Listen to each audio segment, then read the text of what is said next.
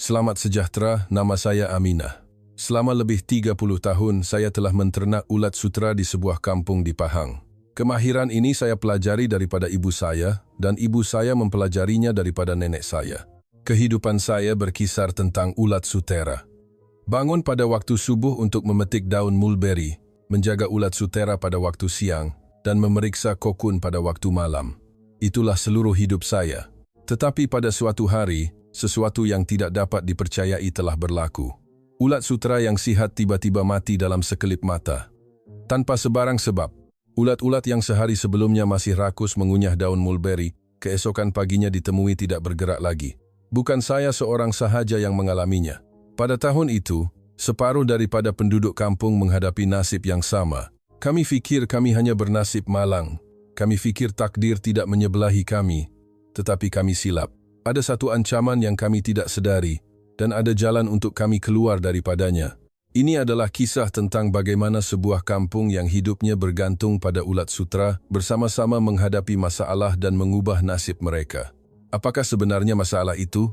Dan bagaimana mereka mengubahnya? Selamat sejahtera. Nama saya Aminah, seorang petani yang menternak ulat sutera di sebuah kampung di Pahang. Di kampung ini, ada beratus-ratus orang seperti saya. Pagi-pagi kami memetik daun mulberry, siang hari kami menjaga ulat sutera, dan malam hari kami memeriksa kokun. Kami semua menjalani kehidupan yang hampir sama. Saya belajar kerja ini daripada ibu saya. Ibu saya belajar daripada nenek saya, dan nenek saya belajar daripada ibunya. Tiada siapa yang tahu sudah berapa generasi kami melakukan kerja ini. Sesiapa yang lahir di sini, secara semula jadi akan menjadi penternak ulat sutera. Ia seperti bernafas. Bagi kami di kampung ini, penternakan ulat sutera bukan sekadar industri yang memerlukan kemahiran khas, tetapi ia adalah kehidupan itu sendiri. Melahirkan anak, memasak nasi, dan menternak ulat sutera. Itulah rutin harian wanita di kampung ini. Ya, wanitalah yang menjadi tunjang utama. Suami-suami kami sering keluar dari kampung untuk bekerja di tempat lain. Ulat sutera memerlukan sentuhan yang halus dan perlu diperiksa keadaannya beberapa kali sehari. Secara semula jadinya, tugas itu jatuh ke tangan kaum wanita. Para ibu, anak-anak perempuan dan menantu perempuan turun-temurun menjaga ulat sutera. Saya sendiri pertama kali menyentuh ulat sutera pada usia 15 tahun. Ibu saya memegang tangan saya dan meletakkannya di atas daun mulberry. Saya dapat mendengar bunyi ulat putih itu mengunyah daun. Kruk, kruk, kruk. Bunyi itu masih terngiang-ngiang di telinga saya. Ibu saya berpesan, kalau bunyi ini kedengaran, maknanya ulat sutera kita sihat. Kalau bunyi ini senyap, kita perlu risau. Begitulah 30 tahun berlalu. Usia saya kini sudah menjangkau 50-an, dan anak perempuan saya juga sudah mula menternak ulat sutera. Cucu perempuan saya masih kecil, tetapi tidak lama lagi dia juga akan belajar cara memetik daun mulberry. Disinilah generasi bersambung. Namun, sejak beberapa tahun kebelakangan ini, pemandangan kampung mula berubah. Setiap tahun, ladang mulberry semakin luas.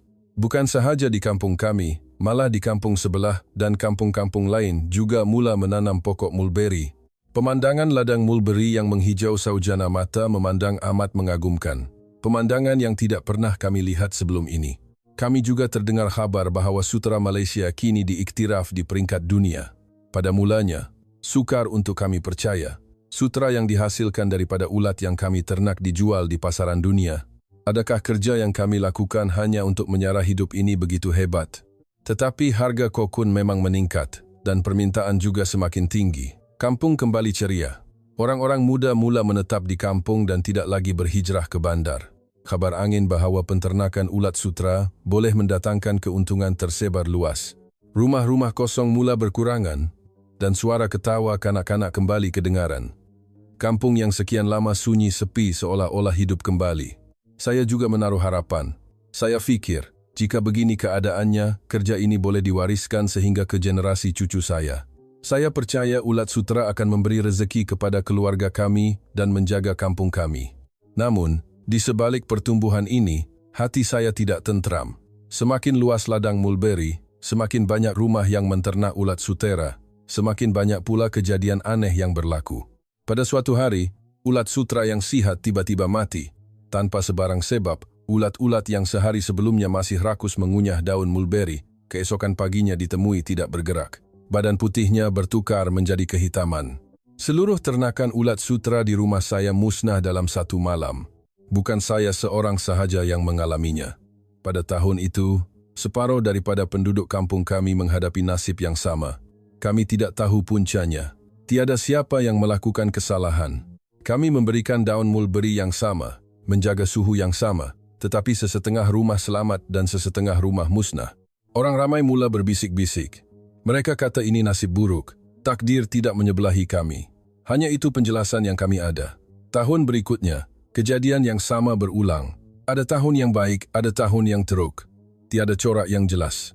Kami tidak dapat meramal atau membuat persediaan. Menternak ulat sutra semakin terasa seperti berjudi. Jika berjaya, kami boleh bertahan untuk setahun. Jika gagal, kami akan dibebani hutang. Garis antara kejayaan dan kegagalan sangat tipis. Dan ia berada di luar kawalan kami. Setiap malam saya tidak dapat tidur lena. Saya akan bangun pada waktu subuh untuk memeriksa keadaan ulat sutera. Dengan berbekalkan lampu suluh, saya menyuluh ke arah rak ulat sutera sambil berdoa. Ya Tuhan, semoga hari ini semuanya baik-baik sahaja. Hati saya sentiasa resah. Senyuman mula hilang dari wajah penduduk kampung. Ladang mulberry semakin luas, tetapi hati kami semakin sempit. Setiap kali bertanya khabar, soalan yang sama akan menyusul. Tahun ni ulat sutera awak okey tak? Tiada siapa yang dapat menjawab soalan itu dengan yakin. Kerisauan semakin memuncak. Adakah industri ini benar-benar dapat melindungi kami? Atau adakah kami hanya berdiri di atas istana pasir yang akan runtuh pada bila-bila masa? Tiada siapa yang tahu jawabannya. Kemudian, pada suatu hari, kami menerima panggilan untuk berkumpul di Balai Raya. Saya tidak tahu apa tujuannya, tetapi berbanding harapan untuk sesuatu yang baik, saya lebih risau jika ada berita buruk lagi. Dengan langkah yang berat, saya berjalan menuju ke Balai Raya. Apabila saya tiba di Balai Raya, ramai orang sudah berkumpul. Kebanyakannya adalah wanita yang menternak ulat sutera seperti saya. Wajah-wajah yang tidak asing lagi. Makcik jiran sebelah, kakak dari kampung seberang bukit, dan adik-adik petani yang sering saya temui di pasar. Semua orang kelihatan cemas. Mereka saling bertanya apa yang berlaku, tetapi tiada siapa yang tahu.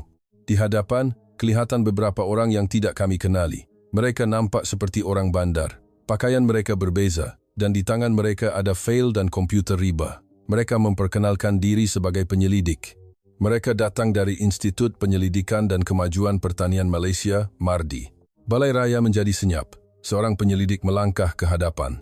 Dia seorang wanita muda, usianya tidak jauh berbeza dengan kami. Dia mula bersuara, hari ini, kami datang untuk menyampaikan satu perkara penting.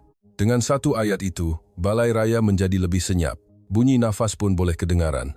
Penyelidik itu menyambung. Sekarang ini, industri penternakan ulat sutera di Malaysia semakin berkembang. Keluasan ladang mulberry telah meningkat lebih 20% setiap tahun dalam tempoh 5 tahun kebelakangan ini. Malaysia merupakan antara pengeluar sutera utama di Asia Tenggara. Suara-suara bisikan mula kedengaran.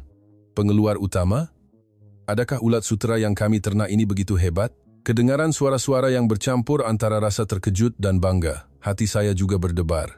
Kerja yang saya lakukan seumur hidup di kampung ini rupa-rupanya sebahagian daripada industri global. Namun, riak wajah penyelidik itu tidak ceria. Dia berhenti seketika. Suasana menjadi tegang. Kemudian, dia menyambung. Tetapi, ada satu masalah. Udara di dalam Balai Raya terasa seperti membeku. Setiap tahun, Malaysia memerlukan kira-kira 450,000 hingga 500,000 kotak benih ulat sutera, katanya. 500,000 kotak. Saya tidak dapat membayangkan betapa besarnya jumlah itu. Tetapi, kata-kata penyelidik itu yang seterusnya lebih mengejutkan. Daripada jumlah itu, 95% diimport dari luar negara, tanpa melalui proses kuarantin. 95%. Angka itu berlegar-legar di kepala saya. Itu bermakna hampir kesemuanya. Benih ulat sutera yang kami ternak, titik permulaannya, hampir semuanya datang dari luar negara. Dan tanpa sebarang pemeriksaan, penyelidik itu menyambung. Apabila benih ulat sutera dibawa masuk tanpa kuarantin, penyakit juga boleh masuk bersama, terutamanya penyakit yang dipanggil Pebrin. Ia adalah penyakit yang membawa maut kepada ulat sutera. Pebrin. Nama yang pertama kali saya dengar. Tetapi saya dapat meneka apa kesan penyakit itu. Ulat sutra yang dijangkiti pebrin tidak dapat membesar dengan sempurna. Ia tidak akan menghasilkan kokun dan akhirnya mati. Masalahnya, penyakit ini tidak dapat dilihat dengan mata kasar. Pada peringkat benih, kita tidak tahu sama ada ia dijangkiti atau tidak. Kita hanya akan sedar apabila ulat sutra yang sedang membesar tiba-tiba mati. Tiba-tiba mati. Kata-kata itu membuatkan bulu roma saya meremang. Saya teringat kejadian di kampung kami tahun lalu. Ulat sutra yang sihat musnah dalam sekelip mata. Tanpa sebarang sebab, tanpa sebarang amaran. Mungkinkah ini puncanya? Balai raya menjadi riuh.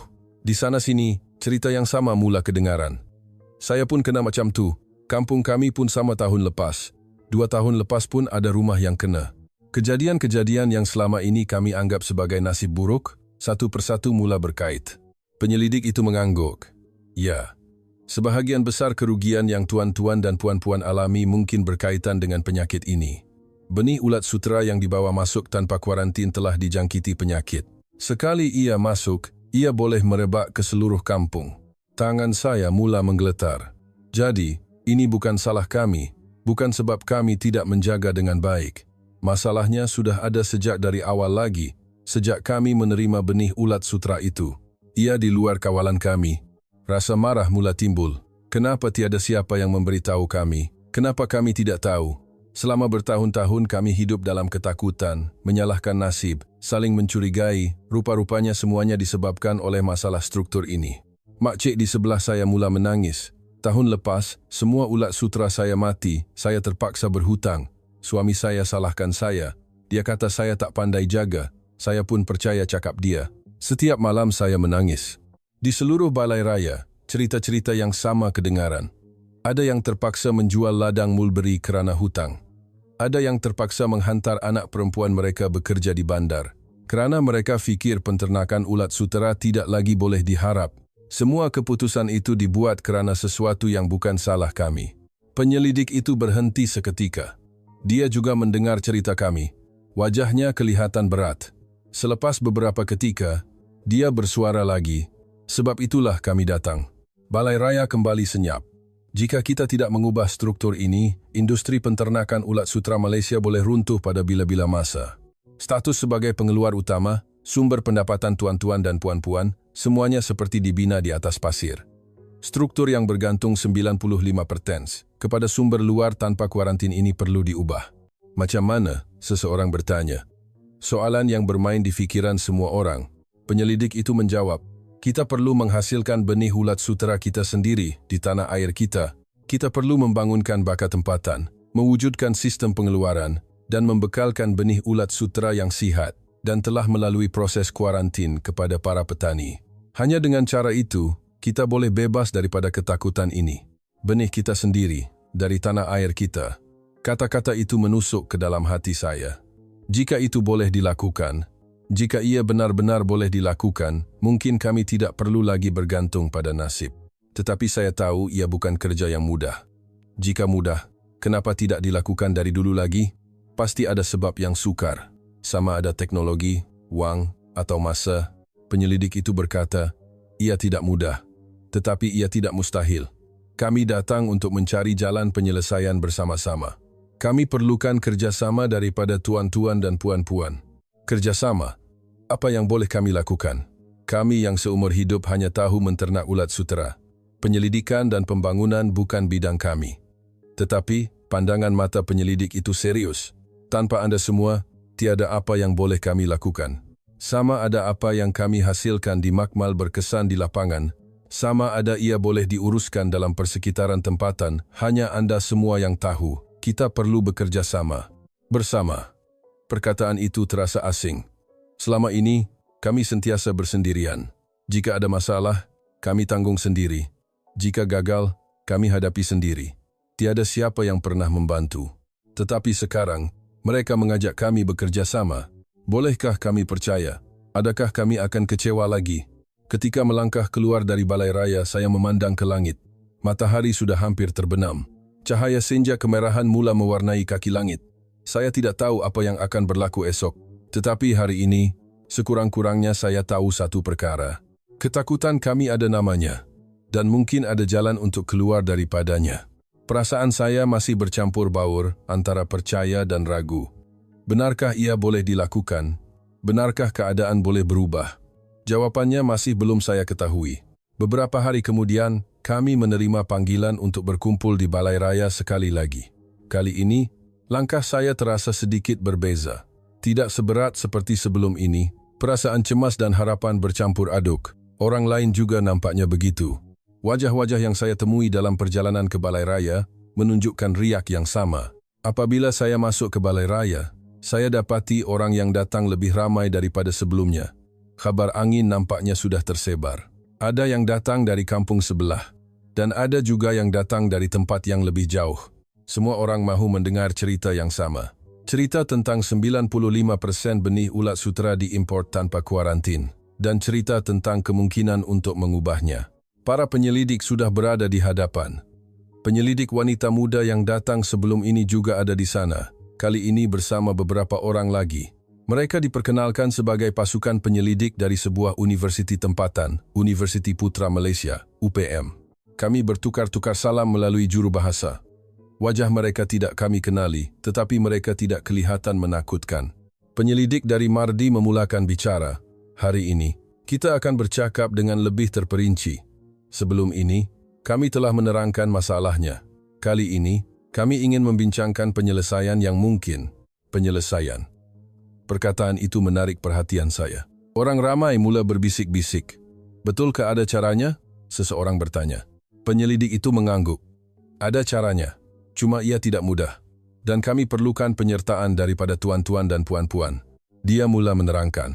Masalah utamanya ialah benih ulat sutera. Sekarang ini, kebanyakannya diimport dan dalam proses itu, penyakit turut masuk. Untuk menyelesaikan masalah ini, kita perlu menghasilkan benih ulat sutera kita sendiri di tanah air kita. Benih yang sihat, telah melalui pemeriksaan, dan selamat untuk dibekalkan kepada petani. Cakap memang mudah. Tetapi, adakah ia boleh dilakukan? Selama berpuluh-puluh tahun kita mengimport, tiba-tiba kita mahu hasilkan sendiri. Kita tiada teknologi, tiada kemudahan, tiada pengalaman. Suara-suara keraguan mula kedengaran. Saya juga berfikir begitu.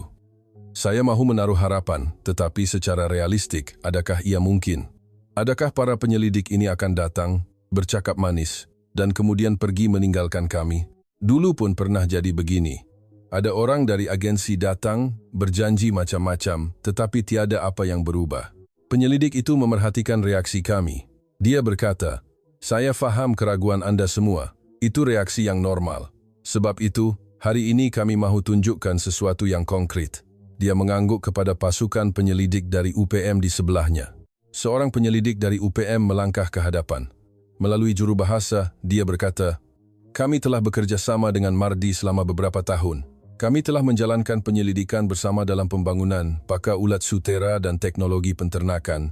Hasil daripada kerjasama itu, kami telah mencapai satu kejayaan. Kejayaan.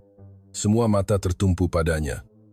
Kami telah membangunkan satu baka baharu hasil kerjasama ini, dan ia dihasilkan oleh Mardi. Namanya MSM 2020. MSM 2020.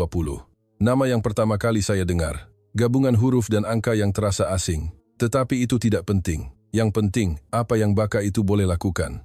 Penyelidik Mardi menyambung penjelasan. MSM 2020 adalah baka yang rintang terhadap penyakit pebrain, dan yang paling penting, ia boleh dihasilkan sendiri oleh Mardi. Bukan diimport, tetapi dihasilkan di tanah air kita. Di tanah air kita, kata-kata itu membuatkan Balai Raya menjadi riuh. Betul ke? Sungguh ke boleh buat? Soalan bertalu-talu.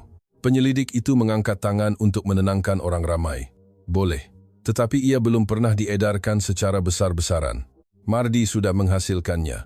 Tetapi kami belum tahu bagaimana ia akan membesar di ladang sebenar, sama ada ia boleh diuruskan dalam persekitaran tempatan. Perkara itu masih belum disahkan. Belum disahkan. Kata-kata itu menimbulkan kembali keraguan. Jadi kamu nak buat uji kaji lah ni, guna kami sebagai bahan uji kaji? Seseorang bertanya dengan tajam. Kalau menjadi, baguslah. Kalau tak menjadi, kami yang rugi, kan? Balai Raya menjadi tegang. Penyelidik itu diam seketika. Wajahnya menjadi serius. Biar saya berterus terang. Saya tak boleh kata tiada langsung risiko. Ini baka baru dan ia perlukan pengesahan di lapangan. Tetapi, cuba fikirkan keadaan sekarang.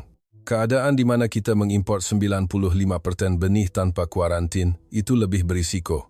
Hidup dalam keadaan tidak menentu setiap tahun, tidak tahu bila penyakit akan datang. Berbanding mengambil risiko untuk mencuba sesuatu yang baharu, mana satu yang lebih baik, tiada siapa yang dapat menjawab. Apa yang dikatakannya benar. Sekarang pun kami berjudi setiap tahun. Jika nasib baik, kami selamat. Jika nasib buruk, kami muflis. Itulah realiti kami sekarang. Penyelidik itu menyambung. Kami tidak memaksa. Pilihan di tangan Anda semua. Tetapi kami mahu Anda tahu bahawa sekarang ada pilihan. Dulu, tiada jalan lain. Kita terpaksa terima sahaja. Tetapi sekarang berbeza. Ada jalan yang boleh kita cuba. Pilihan. Perkataan itu bermain di fikiran saya. Ada pilihan. Itu sahaja sudah terasa seperti ada sesuatu yang berubah. Selama ini kami tiada pilihan. Kami hidup mengikut apa yang diberikan. Benih datang, kami terima, kami ternak, dan kami berdoa agar ia menjadi. Itu sahaja. Tetapi sekarang, mereka kata kami boleh memilih. Sama ada mengambil risiko dan mencuba sesuatu yang baharu, atau terus bertahan dalam keadaan yang tidak menentu. Mana-mana pun, kami boleh tentukan. Saya memandang orang di sekeliling saya. Semua orang kelihatan sedang berfikir. Ini bukan keputusan yang mudah. Ia melibatkan periuk nasi keluarga. Jika silap langkah, kami boleh rugi sepanjang tahun. Tetapi, hati saya sudah mula condong. Saya teringat kembali kenangan tahun lalu apabila semua ulat sutra saya mati. Malam-malam saya menangis memandang rak yang kosong. Keluhan suami saya, pandangan risau anak perempuan saya. Saya tidak mahu melaluinya lagi. Dengan keadaan sekarang, perkara seperti itu boleh berlaku pada bila-bila masa. Kalau begitu, lebih baik saya cuba, bukan? Sekurang-kurangnya, saya tidak hanya duduk diam dan menunggu nasib. Saya mengangkat tangan. Saya nak cuba. Balai raya menjadi senyap. Semua pandangan tertumpu pada saya. Tiba-tiba saya rasa malu, tetapi saya tidak menurunkan tangan saya. Penyelidik itu memandang saya. Matanya kelihatan bersinar. Terima kasih. Bagaimana dengan yang lain? Hening seketika. Kemudian, satu demi satu tangan mula diangkat. Makcik jiran sebelah mengangkat tangan. Kakak dari kampung seberang bukit juga.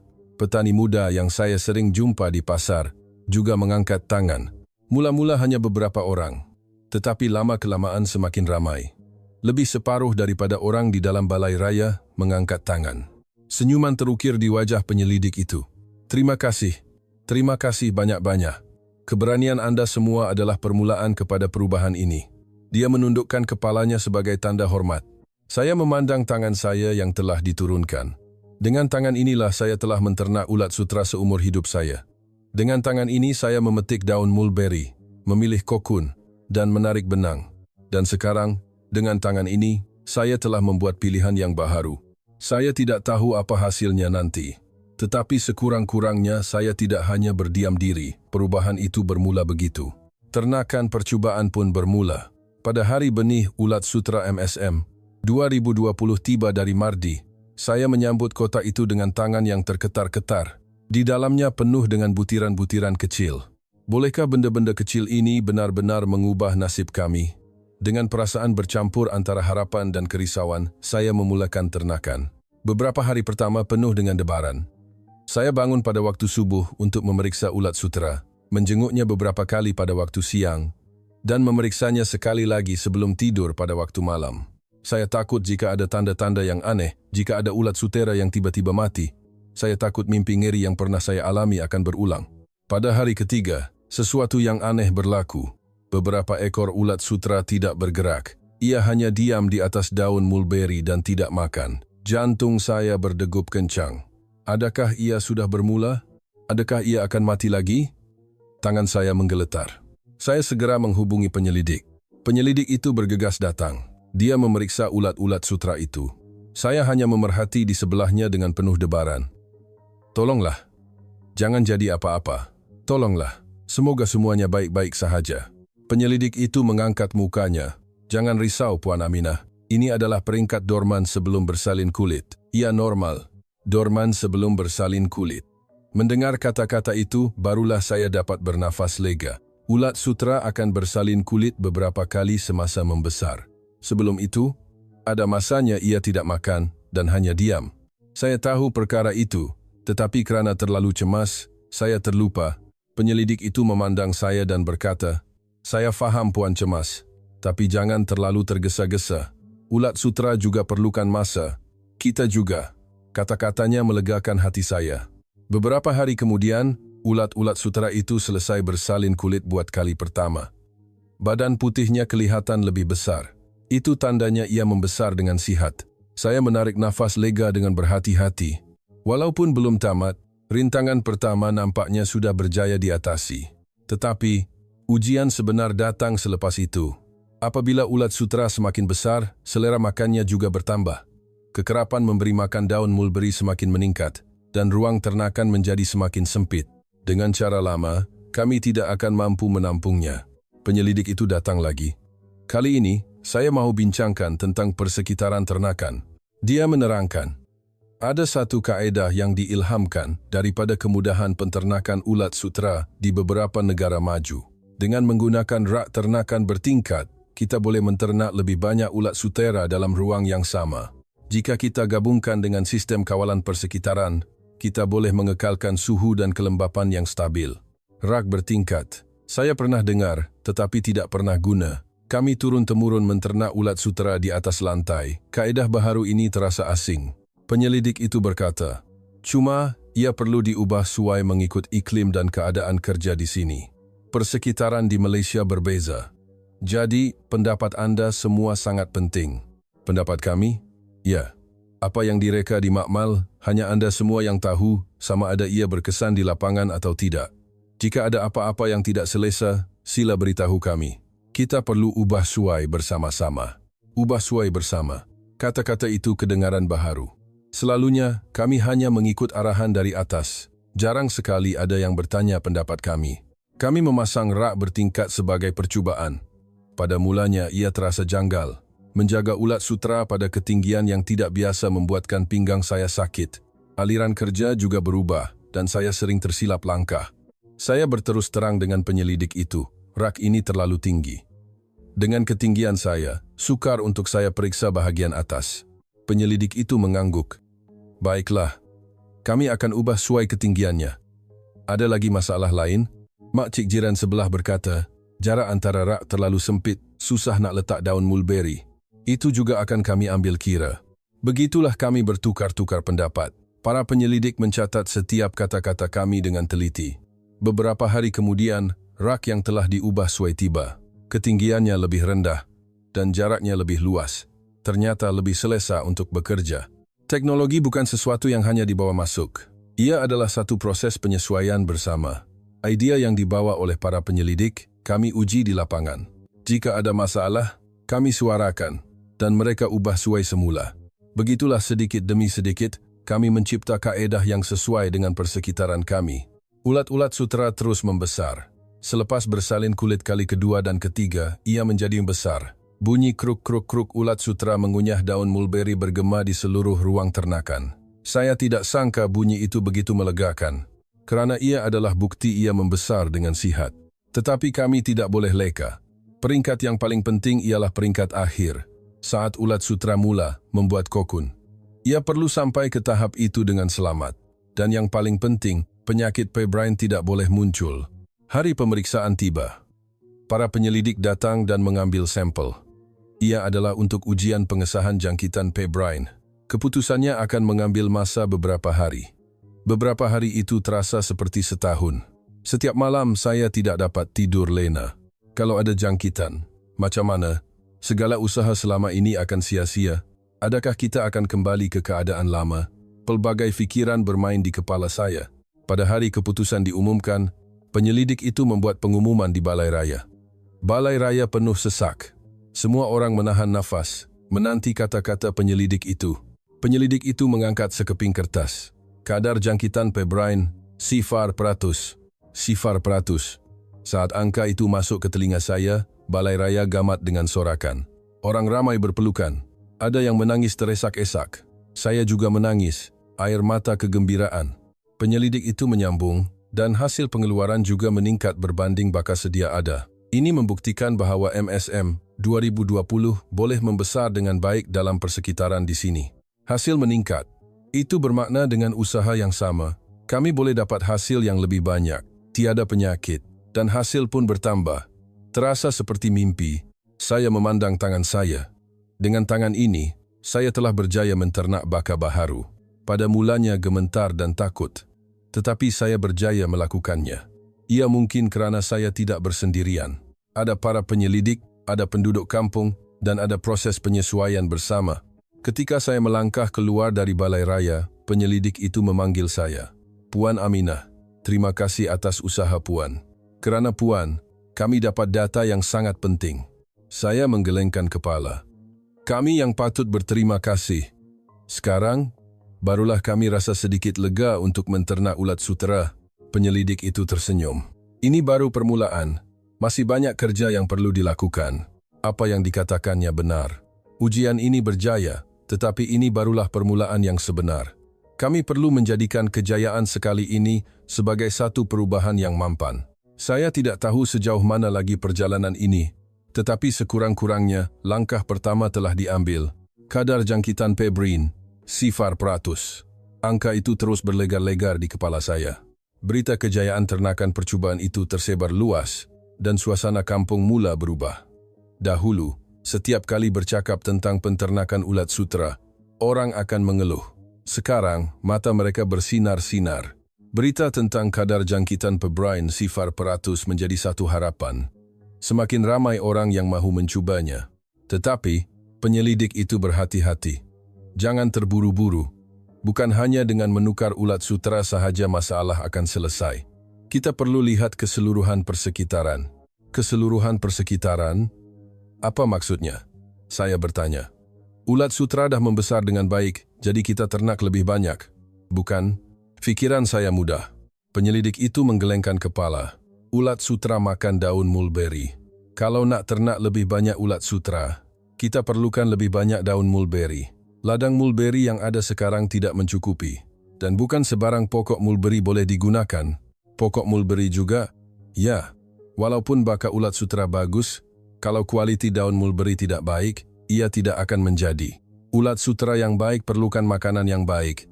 Mendengar kata-kata itu, barulah saya sedar ia perkara yang logik. Selama ini saya hanya fikir tentang ulat sutera. Saya fikir masalahnya pada ulat sutera. Dan jika ulat sutera diselesaikan, semuanya akan selesai. Tetapi ulat sutera tidak membesar sendirian. Ia perlukan pokok mulberry, dan pokok mulberry perlukan tanah untuk tumbuh. Semuanya saling berkaitan. Penyelidik itu menerangkan rancangan baharu. Ada baka pokok mulberry baharu. Namanya mutiara. Daunnya besar dan berkhasiat tinggi, sesuai untuk ternakan ulat sutera. Kami merancang untuk meluaskan ladang mulberry dengan baka ini. Mutiara. Satu lagi nama baharu. Selepas MSM, 2020, kini mutiara. Nama-nama asing semakin bertambah. Tetapi sekarang, saya tidak lagi takut. Saya sudah belajar bahawa sesuatu yang baharu tidak semestinya buruk.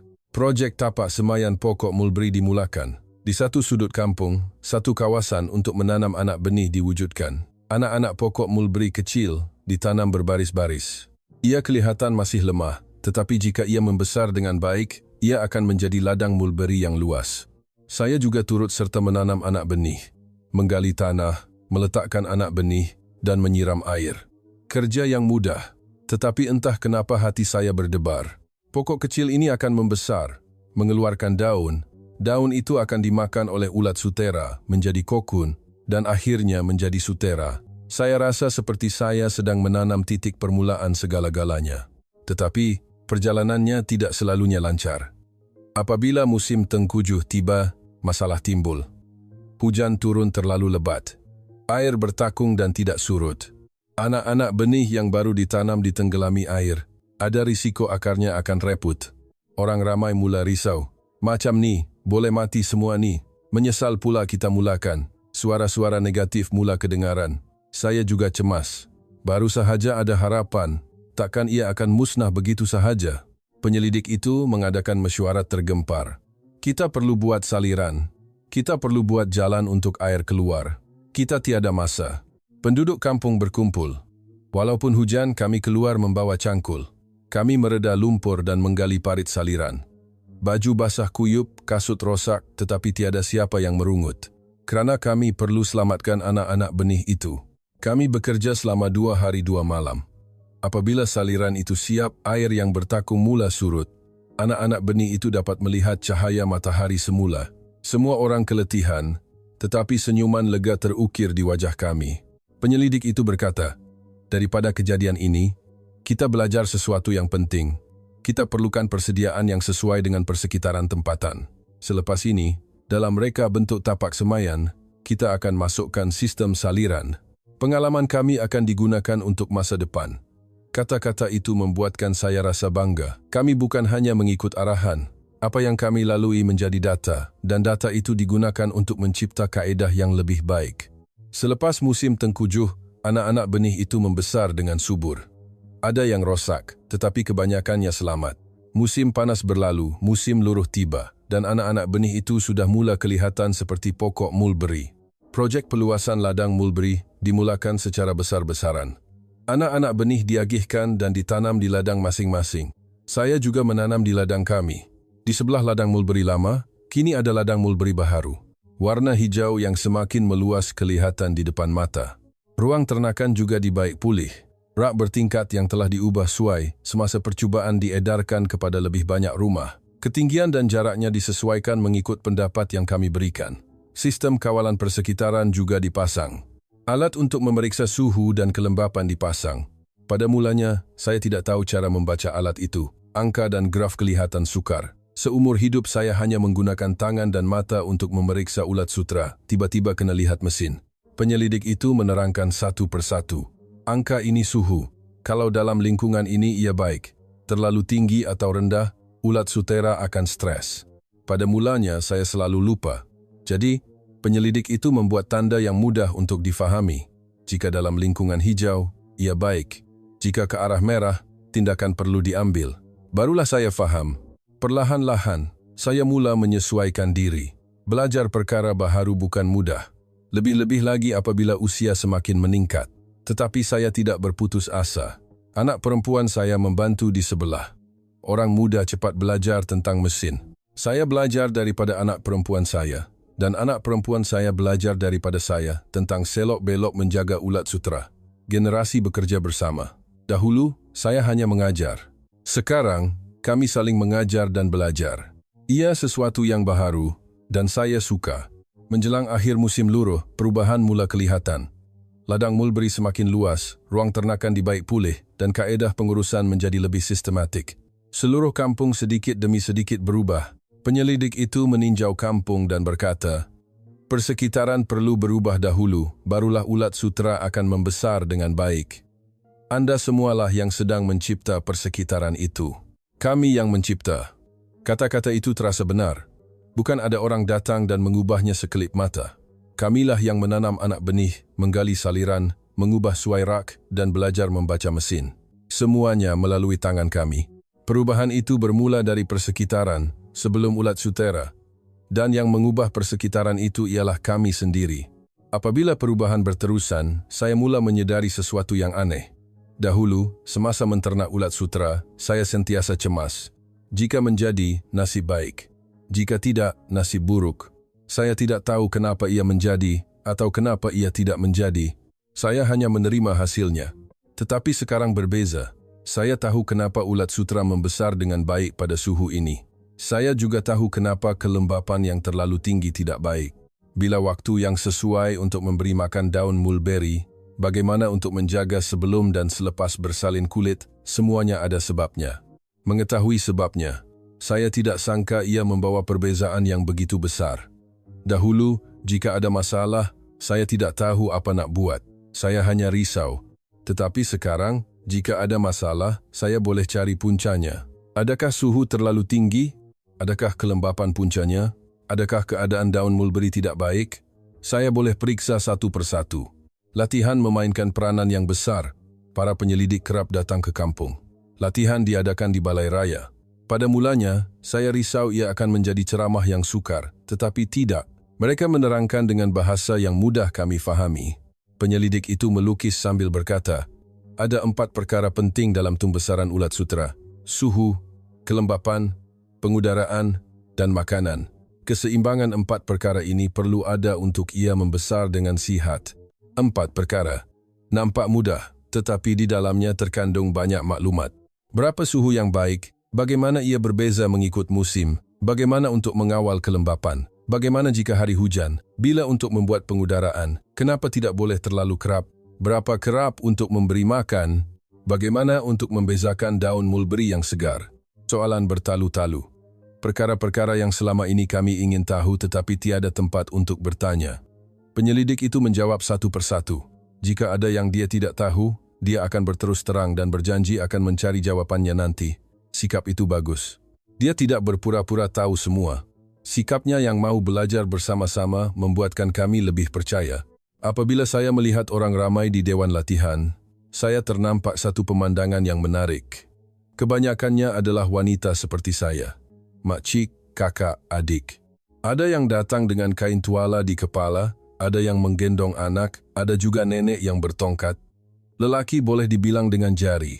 Penyelidik itu tersenyum dan berkata, "Nampaknya penternakan ulat sutra ini memang industri kaum wanita ya. Kebanyakan yang hadir hari ini adalah wanita." Semua orang ketawa. "Mestilah, kami yang jaga ulat sutra," seseorang berkata. "Betul, betul," suara-suara lain bersetuju. Saya suka saat itu. Dahulu, kerja yang kami lakukan dianggap seperti kerja rumah biasa. Keputusan penting dibuat oleh suami atau orang tua kampung. Tetapi di sini berbeza. Kamilah watak utamanya. Kami yang belajar, kami yang bertanya, dan kami yang membuat keputusan. Latihan tidak berakhir di situ. Ia diadakan beberapa kali. Ada latihan di balai raya, ada juga latihan di ladang sebenar. Seminar juga diadakan. Perkataan yang pertama kali saya dengar. Katanya, ia adalah satu majlis di mana para pakar datang untuk memberi pembentangan dan berbincang. Saya juga menghadiri seminar itu. Pada mulanya, saya takut. Apa yang boleh saya buat di hadapan para pakar? Tetapi penyelidik itu menggalakkan saya. Katanya, pengalaman di lapangan itu penting. Dia mahu saya menceritakan pengalaman saya. Dengan hati yang berdebar-debar saya duduk. Semasa mendengar pembentangan saya terkejut. Cerita kampung kami disebut. Hasil ternakan percubaan, kerja-kerja menggali saliran semasa musim tengkujuh, proses pengubahsuaian rak bertingkat, apa yang kami lalui menjadi bahan pembentangan. Kemudian, seorang pakar bertanya, "Apakah cabaran yang paling besar di lapangan?" Penyelidik itu memandang saya. "Puan Aminah, boleh Puan ceritakan?" Tiba-tiba, semua pandangan tertumpu pada saya. Jantung saya berdegup kencang. Tetapi saya tidak boleh lari. Perlahan-lahan, saya berdiri. Cabaran yang paling besar ialah kepercayaan. Suara saya tergetar-getar, tetapi saya terus bercakap. Pada mulanya, apabila kami diminta untuk menternak baka baharu, sukar untuk kami percaya, kerana kami sudah terlalu banyak kali gagal. Macam mana kalau kali ini pun gagal? Macam mana kalau kami rugi lagi? Ketakutan itulah yang paling besar. Orang ramai yang mendengar dengan senyap mengangguk. Tetapi apabila kami cuba, ia berbeza kerana kami tidak bersendirian. Para penyelidik ada bersama, penduduk kampung ada bersama, dan jika ada masalah, kami selesaikan bersama. Sebab itulah kami boleh bertahan. Apabila saya selesai bercakap, tepukan gemuruh kedengaran. Saya malu, tetapi pada masa yang sama, saya rasa bangga. Cerita saya memberi makna kepada seseorang. Ia sesuatu yang menakjubkan. Semakin banyak latihan yang kami hadiri, semakin terasa perubahannya. Perbualan penduduk kampung berubah. Dahulu, kami hanya bercakap tentang nasib baik atau nasib buruk. Sekarang, berbeza. Suhu tinggi sangat agaknya. Kena lebih jaga kawalan kelembapan. Perbualan yang lebih spesifik. Kami sudah boleh menamakan masalah kami. Kerisauan yang tidak menentu bertukar menjadi punca yang spesifik. Apabila kita tahu puncanya, kita boleh bertindak. Apabila kita boleh bertindak, ketakutan akan berkurangan.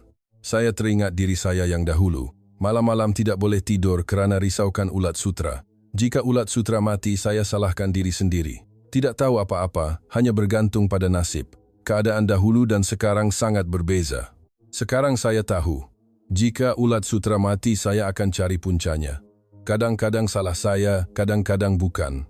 Yang penting, apabila kita tahu puncanya, kita boleh elak daripada mengulangi kesilapan yang sama. Penyelidik itu mengakhiri latihan terakhir dengan berkata, "Anda semua sekarang adalah orang yang berteknologi, bukan sekadar menternak ulat sutera, Tetapi Anda tahu kenapa Anda menternak dengan cara itu. Itulah perubahan yang paling besar. Orang yang berteknologi, kata-kata itu menusuk ke dalam hati saya. Seumur hidup saya menternak ulat sutra, tetapi saya tidak pernah menganggap diri saya sebagai seorang teknokrat. Saya hanya anggap diri saya sebagai petani biasa. Tetapi sekarang berbeza. Saya telah menjadi orang yang tahu sebabnya. Ketika melangkah keluar dari dewan latihan, saya memandang ke langit. Matahari sudah hampir terbenam. Cahaya senja kemerahan mewarnai kaki langit. Langit yang sama, tetapi kelihatan berbeza dari dahulu. Sekarang saya tahu bagaimana ulat sutra membesar. Kenapa perlu dijaga begitu? Apa yang perlu dilakukan jika ada masalah? Mengetahui sebabnya, itulah yang mengubah segala-galanya. Pada suatu hari, ketua kampung datang berjumpa saya. Katanya ada berita besar. Saya tertanya-tanya lalu mengikutnya. Di balai raya, orang ramai sudah berkumpul. Para penyelidik juga ada di sana, bersama beberapa orang yang tidak kami kenali. Mereka memakai sut. Suasananya berbeza dari biasa. Ketua kampung memperkenalkan mereka. Mereka datang dari Jabatan Pertanian Negeri. Jabatan Pertanian. Mendengar kata-kata itu, saya menjadi cemas. Apa tujuan mereka datang? Berita baik atau buruk? Dengan perasaan risau, saya duduk. Seorang lelaki bersut melangkah ke hadapan. Pertama sekali, saya ingin mengucapkan terima kasih kepada para petani di kampung ini. Terima kasih. Kata-kata yang tidak dijangka. Saya tidak tahu kenapa dia berterima kasih. Dia menyambung, kami telah menerima laporan tentang pencapaian Anda semua sepanjang tempoh ini. Ujian ternakan baka baharu, peluasan ladang mulberry, penambahbaikan persekitaran ternakan. Ia bukan kerja yang mudah, tetapi Anda semua telah berjaya melakukannya. Hasilnya telah menjadi asas penting bagi dasar penternakan ulat sutera di seluruh negeri kita. Asas dasar. Kerja yang kami lakukan mempengaruhi dasar, sukar untuk dipercayai. Kami hanya melakukan apa yang disuruh, atau lebih tepat, apa yang dibincangkan bersama. Saya tidak sangka ia mempunyai makna yang begitu besar. Dia mengeluarkan beberapa dokumen. Untuk memperluas industri penternakan ulat sutera, kami telah memperuntukkan bajet sendiri. Kami merancang untuk melabur dalam pembukaan ladang mulberry dan penambahbaikan kemudahan penternakan ulat sutera. Bajet sendiri, kata-kata itu menarik perhatian saya. Balai raya menjadi riuh. Betul ke? Sungguh ke ada bajet? Soalan bertalu-talu. Dia mengangguk. Ya, kerana Anda semua telah membuktikannya bahawa baka baharu ini boleh membesar dengan baik di kawasan ini. Bahawa para petani boleh mempelajari dan menggunakan teknologi. Dengan bukti itulah, kami berjaya mendapatkan bajet. Kami yang membuktikan. Kata-kata itu menusuk jauh ke dalam hati saya. Usaha kami, keringat kami, masa kami, tidak sia-sia. Tetapi, kegembiraan itu hanya seketika. Saya mula risau. Ada bajet tidak bermakna semuanya akan selesai. Jika ada duit tetapi tidak digunakan dengan betul, ia tidak berguna. Dulu pun pernah ada bantuan, tetapi tidak banyak membantu di lapangan. Mereka hanya menyuruh kami mengikut arahan dari atas, tanpa mengambil kira keadaan kami. Saya memberanikan diri dan mengangkat tangan. Saya ada soalan. Semua pandangan tertumpu pada saya. Bertanya soalan di hadapan pegawai kerajaan. Orang di sebelah saya cuba menghalang, tetapi sudah terlambat. Bajet itu, siapa dan bagaimana ia akan digunakan? Adakah pendapat kami akan diambil kira? Balai raya menjadi senyap. Lelaki bersut itu memandang saya. Saya tidak dapat membaca riak wajahnya. Hening seketika. Saya mula menyesal. Salah cakap ke aku ni. Tetapi, dia tersenyum. Soalan yang bagus. Sudah tentu akan diambil kira. Dia menyambung penjelasan. Dasar kali ini dibentuk berdasarkan suara dari lapangan. Para penyelidik telah mengumpulkan dan melaporkan pendapat Anda semua. Kemudahan apa yang diperlukan, kaedah apa yang berkesan, semuanya terkandung dalam dasar ini. Penyelidik itu mengangguk dan berkata, ingat tak, Puan kata ketinggian rak bertingkat terlalu tinggi, jaraknya terlalu sempit. Pendapat-pendapat itu telah kami kumpulkan dan laporkan. Kemudahan yang akan diedarkan nanti akan mencerminkan perkara itu. Apa yang saya cakap masuk dalam dasar. Bulu roma saya meremang. Saya hanya merungut kerana tidak selesa, tetapi ia dicatat, dilaporkan, dan dimasukkan ke dalam dasar. Lelaki bersut itu berkata, selepas ini pun sama. Jika ada masalah di lapangan, beritahu kami. Apa yang perlu, apa yang tidak berkesan. Barulah dasar itu benar-benar dapat membantu. Mendengar kata-kata itu, barulah saya rasa lega. Ini bukan bantuan sehala. Ini adalah dasar yang dibentuk bersama kami. Bukan datang dari atas, tetapi suara dari bawah yang diambil kira. Selepas mesyuarat, orang ramai berkumpul dan berbual. Nampaknya menjadi betul nih. Betul-betul berubah nampaknya. Walaupun masih ada sedikit keraguan, mata mereka penuh dengan harapan. Saya mendekati penyelidik itu. Betul ke pendapat kami, diambil kira. Penyelidik itu tersenyum dan menjawab, mestilah. Saya masukkan sendiri dalam kertas cadangan dasar. Teknologi, ternakan ulat sutera, menggunakan rak bertingkat dalam keadaan persekitaran terkawal. Kaedah yang disahkan oleh petani tempatan, itulah yang saya tulis. Kaedah yang kami sahkan. Kata-kata itu membuatkan saya rasa bangga. Kami bukan sekadar petani biasa. Kami adalah orang yang mengesahkan teknologi, memberi pendapat, dan menyumbang kepada dasar. Beberapa hari kemudian, perubahan benar-benar bermula. Bantuan dari negeri tiba. Anak benih tambahan untuk pembukaan ladang mulberi dibekalkan. Bahan-bahan untuk penambahbaikan, kemudahan penternakan juga tiba. Ia berbeza dari dahulu. Bukan hanya memberi secara membuta tuli, tetapi mereka memberi apa yang kami katakan kami perlukan.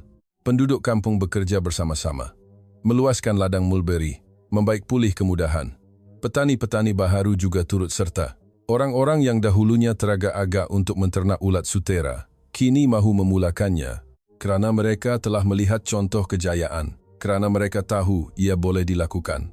Penyebaran ini adalah pilihan komuniti kami, bukan kerana dipaksa. Kerana hasilnya telah terbukti, kami membuat keputusan sendiri. Ini berbaloi untuk dicuba. Kami pun boleh buat. Keyakinan seperti itu telah timbul. Saya membantu petani yang baru bermula. Saya ajarkan mereka perkara-perkara yang saya hadapi pada mulanya. Cara menyesuaikan suhu, cara mengawal kelembapan, masa untuk memberi makan daun mulberi. Apa yang saya pelajari daripada penyelidik dahulu, kini saya sampaikan kepada orang lain. Ada pepatah mengatakan, mengajar sambil belajar. Memang betul. Semasa menerangkan, saya sendiri menjadi lebih faham. Dan daripada soalan-soalan orang baharu, saya menemui perkara-perkara yang tidak pernah saya fikirkan. Komuniti berkembang bersama. Bukan kejayaan seorang individu, tetapi perubahan seluruh kampung. Bukan teknologi sebuah ladang, tetapi keupayaan sebuah komuniti. Itulah yang sedang dibina. Pada suatu petang, saya berdiri di pinggir kampung memandang matahari terbenam. Saya nampak ladang mulberi yang terbentang di kaki bukit, jauh lebih luas dari dahulu. Daun mulberi yang tumbuh di ladang itu akan memberi makan kepada ulat sutra akan membuat kokun, dan kokun akan menjadi sutra. Dalam setiap proses itu, ada sentuhan tangan kami. Perubahan ini bukan sesuatu yang diberikan oleh orang lain. Kami bersama-sama mendiagnosis masalah, bersama-sama mencari jalan, dan bersama-sama mencipta hasilnya. Dan sama ada mahu menyebarkannya atau tidak. Bagaimana mahu menyebarkannya, itu juga kami yang pilih. Pilihan komuniti. Itulah nama sebenar perubahan ini. Pagi ini juga, saya pergi melihat ulat sutra. Di atas rak bertingkat, ulat-ulat putih memenuhi ruang. Bunyi kruk-kruk-kruk mengunyah, daun bergema di seluruh ruang ternakan. Dahulu, bunyi itu membuatkan saya cemas. Kerana takut, ia akan berhenti pada bila-bila masa. Tetapi sekarang berbeza. Bunyi itu kedengaran damai, kerana ia adalah bukti ulat sutra membesar dengan sihat. Di sebelah, anak perempuan saya memeriksa termometer. Mak, suhu normal. Kelembapan pun okey. Terima kasih, nak. Anak perempuan saya tersenyum sambil menyusun daun mulberi. Tanpa sedar, dia sudah menjadi mahir. Dahulu, saya yang bertanya kepadanya tentang cara membaca mesin. Sekarang dia yang periksa dahulu dan beritahu saya. Dan bahagian-bahagian kecil dalam menjaga ulat sutra, saya pula yang ajarkannya. Generasi bekerja bersama. Daripada nenek kepada ibu, daripada ibu kepada saya, dan daripada saya kepada anak perempuan saya. Kerja menternak ulat sutra ini diwariskan begitu, tetapi sekarang berbeza. Bukan sekadar mewariskan cara. Kami mewariskan sebabnya bersama-sama. Kenapa perlu buat begini? Apa yang penting? Cucu perempuan saya berlari masuk ke ruang ternakan. Nenek, boleh tengok ulat sutra? Boleh. Tengok elok-elok ya. Cucu saya berdiri di hadapan rak dan melihat ulat-ulat sutra itu. Matanya bersinar-sinar. Usia yang penuh dengan rasa ingin tahu. Saya juga pada usia sepertinya pertama kali melihat ulat sutera. Nenek, semua ni akan jadi benang ke? Ya, sayang. Benda kecil ni akan buat kokun, dan dari kokun tu akan keluar benang. Hebatnya, melihat pandangan mata cucu saya terfikir, apabila anak ini besar dan menternak ulat sutera, keadaannya pasti akan lebih baik dari sekarang. Di atas jalan yang telah kami bina, dia akan dapat bekerja dengan lebih stabil, dengan lebih tenang. Itulah warisan yang kami tinggalkan. Apabila saya keluar, ladang mulberry kelihatan. Saujana mata memandang. Warna hijau terbentang luas. Jauh lebih luas dari dahulu. Pokok-pokok mulberry mutiara tumbuh subur. Anak-anak benih yang hampir ditenggelami air semasa musim tengkujuh dahulu, kini telah menjadi pokok yang gagah. Daun yang dipetik dari pokok itulah yang memberi makan kepada ulat sutera. Semuanya saling berkaitan. Pokok mulberry perlu ada untuk ada daun mulberry perlu ada untuk ulat sutera membesar. Ulat sutera perlu membesar untuk ada kokun, dan kokun perlu ada untuk ada sutera. Titik permulaan rantaian panjang itu kami tanam sendiri. Semasa melalui hadapan balai raya, saya terserempak dengan penyelidik itu. "Selamat pagi, Encik. Awalnya keluar hari ini." Penyelidik itu tersenyum dan membalas sapaan. Dia bukan lagi orang asing, terasa seperti rakan sekerja. "Ada berita baik hari ini." "Berita apa?" Penyelidik itu menunjukkan beberapa dokumen. Jumlah pengeluaran benih MSM 2020 untuk tahun ini dah keluar. Kita dah capai sasaran. Hasil pemeriksaan kualiti pun baik. Capai sasaran. Kata-kata itu sukar untuk saya percaya. Rasanya seperti baru semalam saya mendengar nama MSM 2020. Sekarang, pengeluarannya sudah mencapai sasaran. Penyelidik itu menyambung. Yang paling penting, kadar jangkitan pebrine kekal 0%. 0%. Perasaan lega yang diberikan oleh angka itu tidak terkata. Dahulu setiap tahun kami hidup dalam ketakutan. Tahun ni okey ke? Penyakit datang tak? Ketakutan itu telah hilang. Penyelidik itu memandang saya dan berkata, "Sekarang, kita sudah ada asas untuk menghasilkan benih ulat sutera kita sendiri di tanah air kita. Kemungkinan untuk mengurangkan kerisauan yang datang dari seberang sempadan telah terbuka. Benih kita sendiri dari tanah air kita." Saya teringat kembali soalan yang dilontarkan di balai raya dahulu. Tak boleh ke kita hasilkan benih ulat sutera kita sendiri? Ia hanyalah satu angan-angan. Saya tidak sangka ia boleh menjadi kenyataan. Tetapi sekarang, angan-angan itu menjadi realiti. "Ia belum selesai lagi," kata penyelidik itu. "Perjalanan masih jauh. Kita perlu edarkan kepada lebih banyak petani, tingkatkan pengeluaran dan sentiasa kawal kualiti. Tetapi kita sudah bermula. Dan permulaan itu, Anda semualah yang cipta. Kami yang cipta." Kata-kata itu menusuk jauh ke dalam hati saya. Bukan penyelidik datang dan buat semuanya. Kamilah yang mengangkat tangan untuk turut serta. Tidak tidur malam semasa ternakan percubaan, menggali saliran semasa musim tengkujuh, menghadiri latihan, bertanya dan belajar. Dalam setiap proses itu, ada keringat kami. Petang menjelang, saya pulang ke rumah. Berdiri di halaman, saya memandang matahari terbenam di sebalik gunung. Cahaya senja kemerahan mewarnai langit. Pemandangan yang sama, tetapi kelihatan berbeza dari dahulu. Dahulu, saya takut akan hari esok. Esok kalau ulat sutera mati macam mana? Esok kalau penyakit datang macam mana? Kerisauan sentiasa menjadi bayang-bayang. Tetapi sekarang berbeza. Bukan tiada lagi kerisauan. Kerja pertanian memang begitu. Cuaca berubah. Perkara tidak dijangka berlaku. Tetapi sekarang, saya tahu saya boleh hadapinya. Jika ada masalah, saya boleh cari puncanya. Dan ada orang untuk selesaikannya bersama. Anak perempuan saya memanggil, "Makan malam sudah siap." Saya mahu masuk, tetapi berhenti sekejap dan memandang ladang mulberry. Perkara yang bermula di ladang itu telah membawa kami sejauh ini. Anak benih kecil menjadi pokok, keraguan menjadi kepercayaan, dan kerisauan menjadi harapan. Ia bukan masa yang mudah. Ada kalanya saya mahu berputus asa, tetapi saya bertahan kerana saya tidak bersendirian. Ulat sutera tidak membesar sendirian. Ia perlukan pokok mulberry, perlukan tangan yang menjaga, dan perlukan orang yang bersama-sama. Kampung kami, komuniti kami, telah membuktikannya. Cucu perempuan saya berlari keluar ke halaman. "Nenek, jom makan." "Ya, nenek datang." Saya memegang tangan cucu saya dan masuk ke dalam rumah. Apabila anak ini besar nanti, mungkin Malaysia tidak perlu lagi menanti benih ulat sutera dengan perasaan cemas. Mungkin kita akan dapat menternak ulat sutera dengan stabil menggunakan benih kita sendiri dari tanah air kita. Pengeluar sutera utama di Asia Tenggara. Saya teringat nama yang disebut oleh penyelidik itu. Katanya, asas yang kukuh untuk nama itu sedang dibina. Di atas asas itu, ada juga tangan saya, tangan anak perempuan saya, tangan penduduk kampung. Ulat sutera masih kecil, makhluk yang putih dan lemah. Tetapi apabila kita bersama-sama menjaga dan menternak makhluk kecil itu, ia menjadi satu industri, menjadi sumber pendapatan sebuah keluarga, menjadi harapan sebuah kampung, dan menjadi kebanggaan sebuah negara. Apabila kita melihat masalah bersama-sama dan membesarkannya bersama-sama, itulah warisan yang ditinggalkan oleh ulat sutera kepada kami.